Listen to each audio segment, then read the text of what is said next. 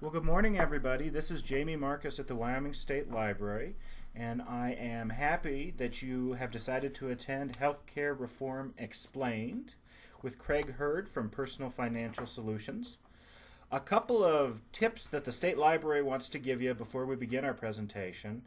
Number one, we will have a handout that we will send to every public library, hopefully by the end of September. If not, you'll get it right at WLA on the 1st of October.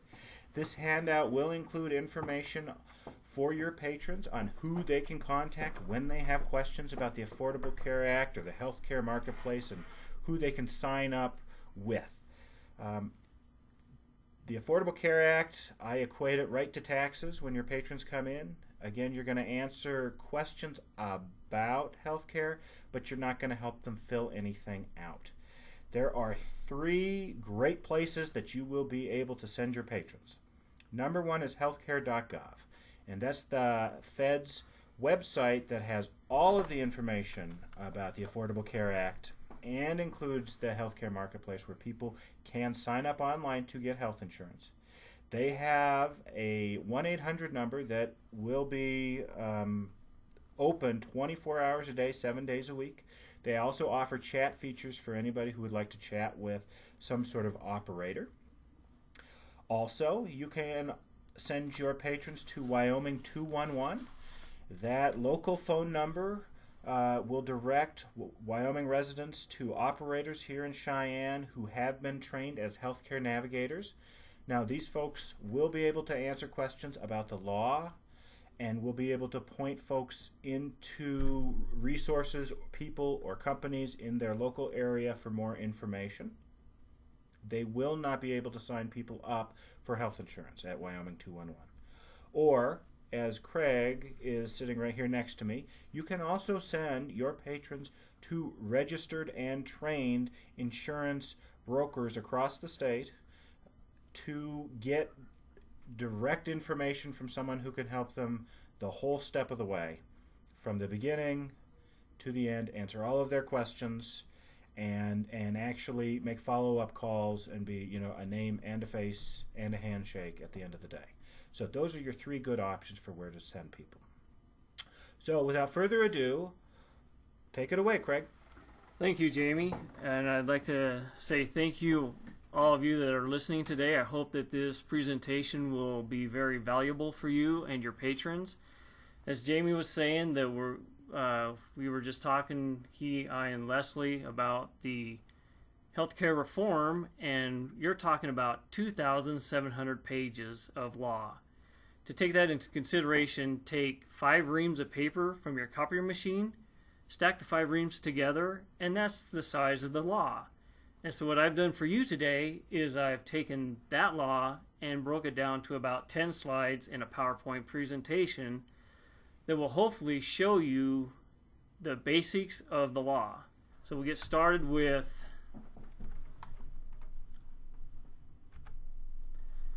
here are some of the names that the law is known as.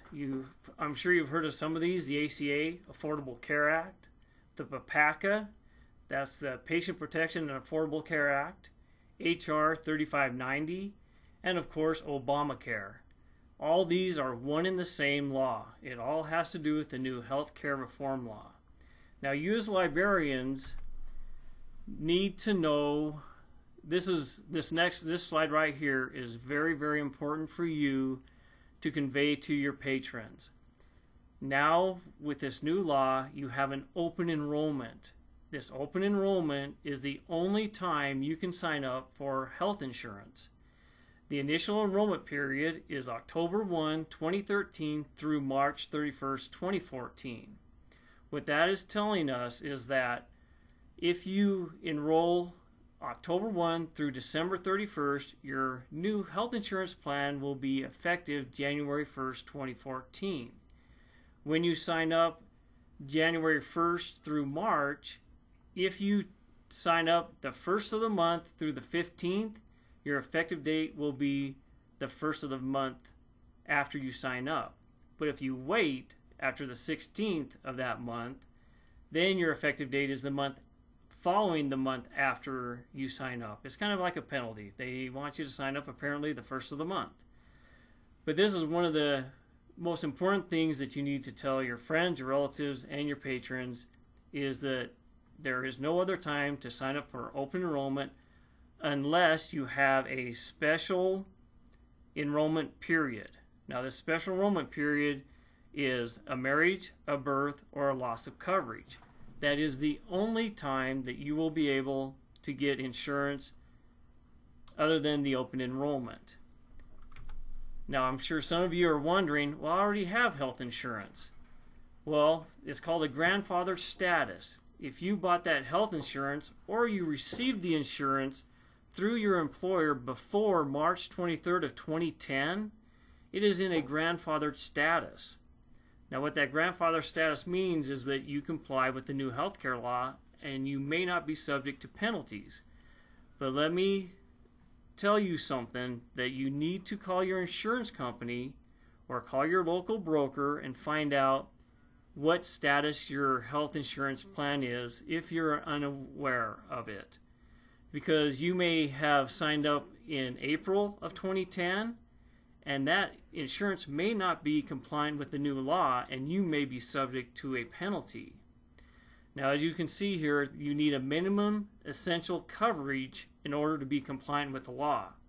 A minimum essential coverage does not include a general liability insurance, accidental death and dismemberment coverage, dental or vision, or long-term care, plans like that. It has to meet the minimum essential coverage in order to be compliant with the new law. Now, some of the highlights of the law, which I think is very important to know, is that pre-existing conditions are now covered by children, and that started back in September 23rd of 2010. In 2014, this is the big one that everyone's been talking about, is that pre-existing conditions will be covered for everybody in 2014. So if you know of people who do not have insurance because they have a pre-existing condition, this is when you need to tell them to go during the open enrollment and get insurance. Also, another addition with the new healthcare law on individual plans is now maternity and newborn care will be covered. Mental health and substance abuse, preventive care services are covered. Like I said, if you have an insurance policy that you had after 2010, you should be able to get physicals, PAP, mammograms, all covered at 100% through your insurance company. That's why you need to call your insurance company to find out if your insurance policy that you have right now is in a grandfather status or not, and whether that will be covered. There's also, this is another one, is pediatric services, including vision, oral care, and medically necessary orthodontics to age 19. All these are now going to be covered under an individual insurance policy. Now, these policies have different plans and names for the plans that you can choose from. And this is where it may get a little confusing, but I'm going to try to go over it and make it as simple as possible. The catastrophic plan are for individuals who are under 30 years of age only. The bronze plan, the silver plan, the gold plan, and the platinum plan all cover a percentage of the actual aerial value of the plan. The bronze plan basically covers 60%, the silver plan 70%, the gold plan 80%, and the platinum plan 90%. Now, right now, we don't know what the cost is of that yet. We'll go over that here in a second. But just to make sure you understand what's going on with these plans, in the bottom right-hand corner, you see that the out-of-pocket limit on all these plans will be equal to the health savings account law limit for that year. So for 2013, the limits are $6,250 for an individual and $12,500 for a family. What that means is that you as an individual should not pay more than $6,250 in a year for medical claims. They've capped that off in this new healthcare law. And how that is covered will be according to which plan you have. One thing that you need to understand is that you will have to buy a silver plan in order to receive a cost-sharing reduction, and this we'll go over this here in another slide as well. but everything is going to be according to the silver plan. Say you're going to receive a $2,000 a year subsidy and you want a platinum plan, and at the silver plan rate you get $2,000 in subsidy. You will only get $2,000 towards the platinum plan. If you go under a lower cost plan like the bronze plan and it's under $2,000, you won't get the difference. It's just they go off the silver plan according to the subsidies that each plan that you will get into. I know that sounds really complicated. To make it kind of simple, think of it this way. You will get a subsidy according to your silver plan rate, and then that rate's applied to every other plan that you may choose. And now remember, you do not have to buy on the marketplace. I'm sure you've heard exchange and marketplace. They are interchangeable. The law first came out calling it an exchange. Now the federal government is calling it a marketplace. So if you hear a marketplace or exchange, it basically means the same thing. And what that is you go to the marketplace or the exchange to determine if you are eligible for a subsidy. Wyoming, we do not like to be told what to do, so they said, federal government, you run the exchange. So Wyoming will have a federally facilitated exchange and marketplace. Like Jamie said at the very first, there's different ways that you can apply on the marketplace. You can do it by paper, by phone center, or online. And you can also be assisted by a broker or a navigator. But that broker or navigator has to be certified through the federal government. There are tests that you need to take in order to be qualified to assist people on the exchange. Now, a navigator can only give you information. They cannot make recommendations. Brokers and agents, we can help you with recommendations, with options, and tell you the various different ways of how these plans will cover you and hopefully help meet your needs. There will also be private exchanges, and they will be run by private entities with no subsidies available. That is basically telling you that you can buy insurance as you do today without having to go through the federal government. You can just go directly to the insurance company and buy a qualified health insurance plan. Now here's a chart showing you the ranges of income, whether you will be qualified for a subsidy or not. So let's take a household of one making $17,235 a year. That puts them 150% above federal poverty level, which puts them in a range of receiving a subsidy. The maximum amount that you can make is the 400% level.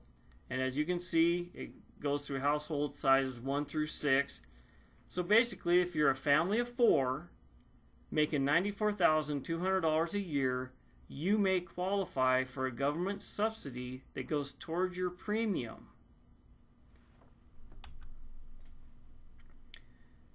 Now, this is another thing about the health care law that I'm sure you've heard a lot of different explanations and penalties. What it is in 2014, if you do not have insurance, you will get charged $95 for yourself, $47.50 per child, up to $285 for the year, or 1% of your income, whichever is greater. So if you choose not to go and buy insurance, you will get penalized. Now, I want to explain something at this point that I didn't go over on the open enrollment, that I wanted to wait till this period. A lot of people are thinking, well, fine, I'll just pay the penalty. It's going to be a lot cheaper. If you choose to go without insurance, and in April of 2014, you come down with cancer, you will be responsible for all the bills that year, and you cannot sign up for insurance until the open enrollment at the end of 2014, which will be October 15th through December 7th. And if you miss that, you're going to have to pay all the bills on your own.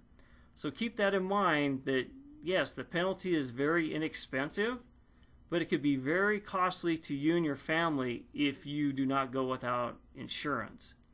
In 2015, it goes up to $325 for an individual, plus $162.50 per child, up to $975 for a family per year, or 2% of the income, whichever is greater. In 2016, it's $695 plus $347.50 per child, up to $2,085 for a family, or 2.5% of income, whichever is greater. In my opinion, this penalty and the open enrollment are the two main things that you need to make sure your patrons understand.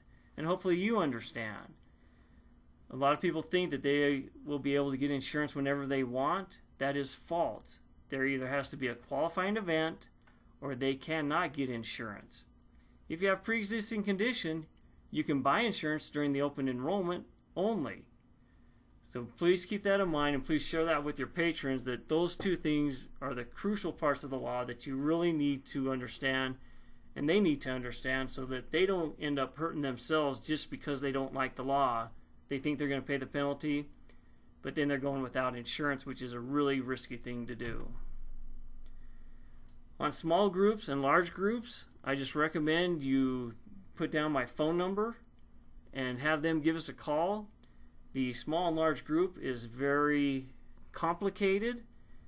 For example, a small employer may inadvertently disqualify his employees' dependents from receiving a subsidy on the marketplace exchange if he sets up his insurance plan wrong or has the wrong type of plan. So if you have a patron that comes in and he's asking you about the small or large groups qualifications or penalties, please just have him give us a call, because each situation is going to be different and it's going to be according to how many employees they have. So in summary, our health insurance has become income insurance, and the only reason to go through an exchange is to receive a subsidy through the government to help pay for the premium. And so now I'm going to turn the time over to Jamie, because I think he wanted to say a couple of things. Okay. Hey, as we roll up this presentation, if you have questions, and there are already some, please put it in the chat box or the question box, and Craig here will answer them. You can also call any of the numbers on the screen and get specific answers from Craig. But I wanted to make sure that you were all aware that things launch October 1, as Craig said, and they go through March. And folks who do not have health insurance will have to pay a penalty on their taxes, and or may not be able to receive health insurance throughout the rest of the year. So we will put the slides up, as well as the video up on the Wyoming State Library's archive page, hopefully later this afternoon. First question that's come in is from Albany County, and the question is, can't you purchase private insurance at any time? No, you cannot. That's a misunderstanding. The law is open enrollment for private and exchange. The private sector has to go by the open enrollment. So no, you cannot buy private insurance outside of open enrollment. Now, that being said, there are qualifying events that will allow you to purchase health insurance outside of open enrollment, such as the birth of a child, such as losing or starting a new job. The standard the standard things that many of us have gone through in our lives. Other questions, please type them in. Okay, when we say that you're going to have to pay the penalty on your taxes, is that starting for the 2014 year? Yes. When you do your taxes in 2014, there will be a section on there that you have to fill in that states whether you have a qualified health insurance plan or not. And yes, that starts in 2014. And that's why the open enrollment is now. And there's one thing, and also, like I was saying, it's become an income insurance. When you go to sign up, you're going to need your social security number, your W-2s, and your current policy information. And there's also called an employer coverage tool that your employer will need to fill out for you, that you will need to have when you sign up for the open enrollment. Okay. So if we can't get insurance during normal times, what about COBRA? Will COBRA still exist? The ability to purchase additional months of insurance if you leave a job. That is called that will qualify as your special enrollment period. Yes, there will still be continuation of coverage for group plans, depending on your employer. That's where you need to make sure you talk with your HR personnel at your job and understand. But yes, COBRA continuation will still be offered, but once you choose not to take that coverage, that is a qualifying event to sign up for insurance on the exchange or off the exchange. Okay. So going back to the tax question, so since it's for the 2014 tax year, the penalty would actually be paid in 2015. Is that correct? Right, yeah, you pay the 2014 on your taxes. That's when the penalty comes out. Okay, so whenever you file your taxes in 2015 on your 2014 year, that's where the penalty may lie. Okay, can you talk about any changes to Medicaid? The only thing I know about Medicaid is the state of Wyoming did not take the money to expand Medicaid.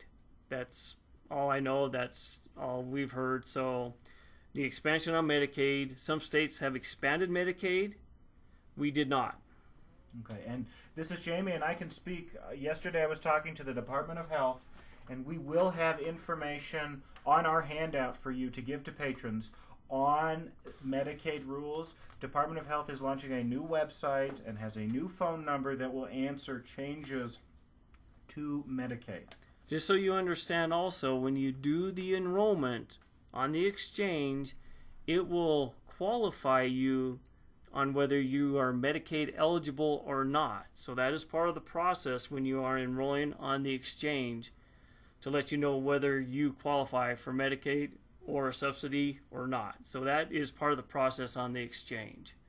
And having talked with the Department of Health, I do know when you go through the exchange or you go online at healthcare.gov or call their 1-800 number and enroll through the marketplace, if you do qualify for Medicaid, Medicare, child care chip, they call it here in Wyoming, if any of those buttons and alerts come up, they will be transferred to the Department of Health here in Wyoming, and either they will get in contact with you or the folks on the phone will give you contact information about those programs. Probably both, it's my understanding.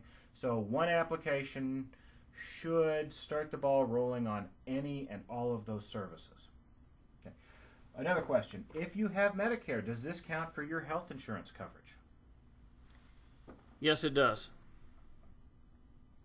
Age 65 and over, you are better off having Medicare and Medicare Supplement because it's actually cheaper and it does qualify as health insurance under the new PPACA law.